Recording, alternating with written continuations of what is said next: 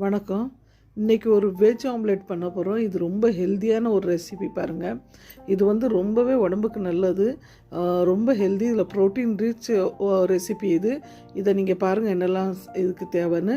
வெங்காயம், தக்காளி, கருவேப்பிலை, கொத்தமல்லி எல்லாம் நான் கொஞ்சம் கொஞ்சம் கட் பண்ணி வச்சுருக்கேன். ஒரு கிண்ணத்தில் வந்து நான் கடல மாவு எடுத்து வச்சுருக்கேன்.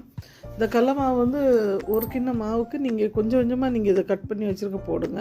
அதுக்கப்புறம் அதில் வந்து தக்காளி, வெங்காயம், கொத்தமல்லி இலை, கொஞ்சம் வந்து சில்லி பவுட்ரு, மஞ்சள் பொடி, கொஞ்சம் காயப்பொடி, அதுக்கப்புறம் வந்து உப்பு எல்லாமே போட்டு நல்லா நீங்கள் வந்து கலக்கணும். இதில் வந்து நான் ஸ்பெஷலாக கொல்லாப்பூர் மசாலா நான் திரித்து வச்சுருந்த பொடி அதில் வந்து எல்லாமே மிக்ஸாக, உப்பு கூட மிக்ஸாக இருக்கும். அது நான் டேஸ்ட்டுக்காக கொஞ்சம் மணத்துக்காக கொஞ்சம் போல் போடுதான் அதுனா. ஏன்னா ஆல்ரெடி நம்ம எல்லாமே போட்டிருக்கோம். இது சும்மா ஒரு மணத்துக்காக போட்டிருக்கோம். அது ரொம்ப இன்னும் நல்லாயிருக்கும். அதுக்கப்புறம் நம்ம தண்ணி ஊற்றி இந்த பதத்தில் நீங்கள் ரெடி பண்ணுங்கள்.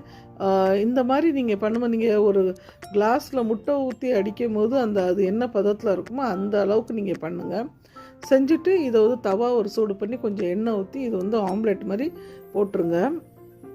இந்த முட்டை வந்து நம்ம தோசை சுடுற மாதிரி தான் போடுறோம்.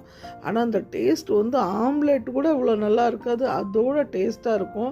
வெஜ் சாப்பிடுறவங்களுக்கு ரொம்பவே பெனிஃபிட் இது.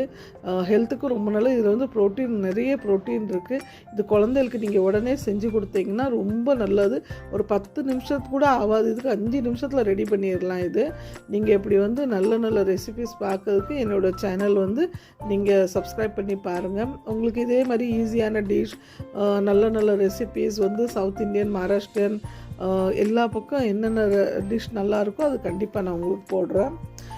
அந்த இது வந்து நீங்கள் எது கூட சாப்பிட்லாம் அப்படின்னா நீங்கள் சப்பாத்தி கூட தொட்டு சாப்பிட்லாம். ரொம்ப நல்லாயிருக்கும். என்னோடய சேனல் பிடிச்சிருந்தா